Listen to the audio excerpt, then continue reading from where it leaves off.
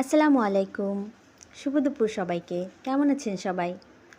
আজকে আমাদের ছোট্ট বাগানের লাগানো সবুজ কচু শাকগুলো নিয়ে এসেছে কর্তা সাহেব।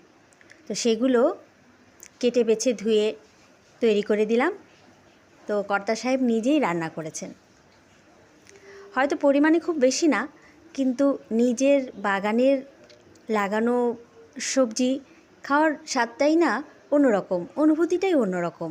তাই আমাদের যাদের অল্প কিছু জায়গা আছে, আমাদের সবারই উচিত অল্প অল্প করে কিছু সবজি চাষ করা, যাতে আমরা সার ছাড়া সবজি খাওয়ার স্বাদ অনুভব করতে পারি।